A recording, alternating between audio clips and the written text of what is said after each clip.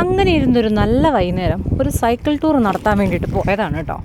Tour നടത്തി ഒരു 10-20 kilometre നമ്മൾ അങ്ങോട്ട് പോയി. അവിടെ ചെന്ന് ചെറിയൊരു ബ്രേക്ക് എടുക്കാമെന്ന് വിചാരിച്ചപ്പോൾ നല്ലൊരു കട കണ്ടു.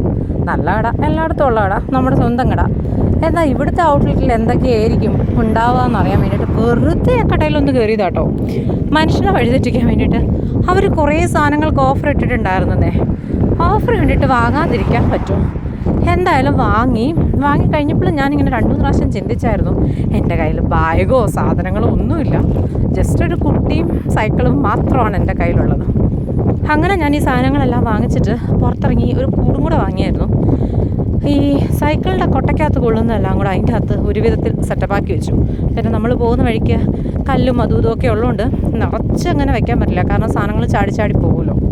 അപ്പോൾ ചാടാത്ത സാധനങ്ങളൊക്കെ അങ്ങനെ അടുക്കി വെച്ചു. ബാക്കി സാധനങ്ങൾ കൂടിൻ്റെ അകത്താക്കിയിട്ട് അത് പുറകിൽ, അത് ഞങ്ങളെ കാണിച്ചു തരാം കേട്ടോ, വല്ലാത്തൊരു രീതിയിൽ സെറ്റപ്പ് ചെയ്ത് വെച്ചു. അത് കഴിഞ്ഞപ്പോൾ സൈക്കിളെ കയറി ഇരുന്നിട്ട് എനിക്ക് സൈക്കിൾ ചവിട്ടാനും പറ്റുന്നില്ല, കാരണം പുറകിൽ സ്ഥലമില്ലെന്നേ. നിന്നിട്ടാണോ ഓടിക്കണേന്ന് ചോദിച്ചാൽ അല്ല, ഇരുന്നിട്ടാണോ ഓടിക്കണേന്ന് ചോദിച്ചാൽ അല്ല. ആ ഒരവസ്ഥയിൽ 1-2 കിലോമീറ്റർ ഒന്നുമല്ല, ഇനി എനിക്ക് 20 കിലോമീറ്റർ തിരിച്ചു പോകാനുണ്ട്.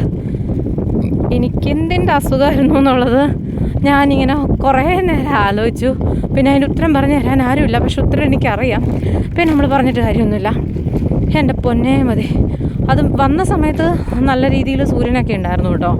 അതായത് ഞാൻ വെട്ടം വെളിച്ചമൊക്കെ ഉള്ളപ്പോഴായിരുന്നു ഇറങ്ങിയത്. പിന്നെ ആ പോക്കിങ്ങ് പോന്ന് കടയിൽ കയറി കഴിഞ്ഞപ്പോഴത്തേക്ക് എൻ്റെ സമയം പോയത് ഞാൻ അറിഞ്ഞതേയില്ല. കടയിൽ നിന്ന് പുറത്തിറങ്ങിയപ്പോൾ വേറൊരു ലോകമായിരുന്നു, കാരണം വെട്ടം വെളിച്ചമൊക്കെ പോയി. കണ്ടോ, ഈ രീതിയിലാണ് ഞാനത് അഡ്ജസ്റ്റ് ചെയ്ത് വെച്ചേക്കുന്നത്. ഒന്നങ്ങോട്ടോ ഒന്നിങ്ങോട്ടോ മാറിക്കഴിഞ്ഞാൽ സംഭവങ്ങൾ തീർന്നു. എനിക്കറിയാൻ മേല, പൈസ കൊടുത്ത് മേടിച്ച സാധനങ്ങളായതുകൊണ്ട് നമുക്ക് ഇട്ടിട്ട് വരാൻ പറ്റുമോ? ഇല്ല.